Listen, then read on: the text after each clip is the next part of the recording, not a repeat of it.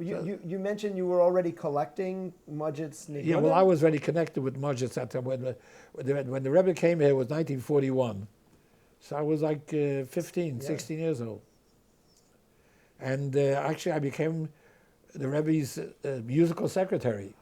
Oh I have to tell you how I became connected with Modzitz. That's a story in itself. Go ahead. Very interesting story.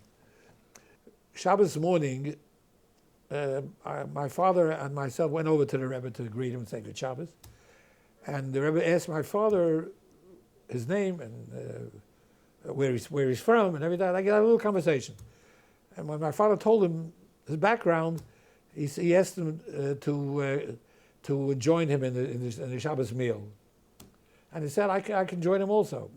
With my brother, but my father wanted my brother and me to go home first to my mother to make Yiddish for her, and then come back, eat at home and then come back. He didn't want us to, of course there were other people that Rebbe invited also, but it must be about a minion of it that they had there. So we went home and then we came back to this residence of this fellow that the Rebbe was staying by. When I came back, I sat down on a couch. The Rebbe was sitting in his chair, let's say, couch right where the piano was, right in back of it.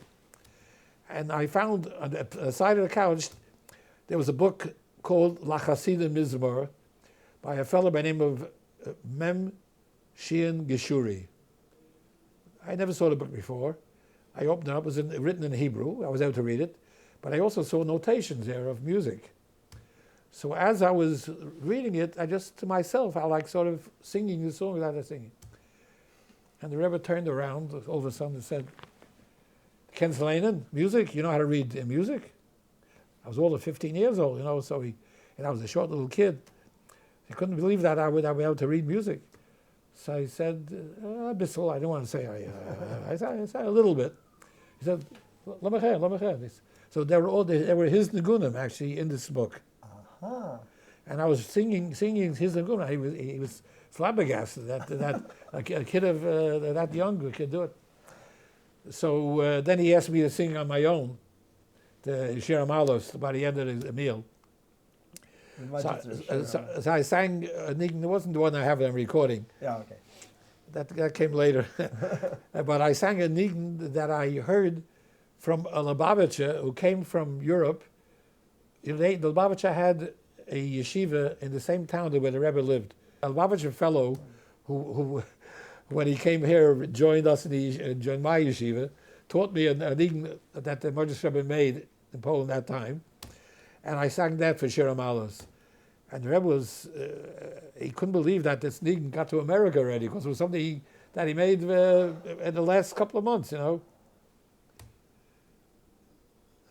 So, but I was, that time, so nervous singing it, that I started speeding it up, I started off slow and I started speeding it up.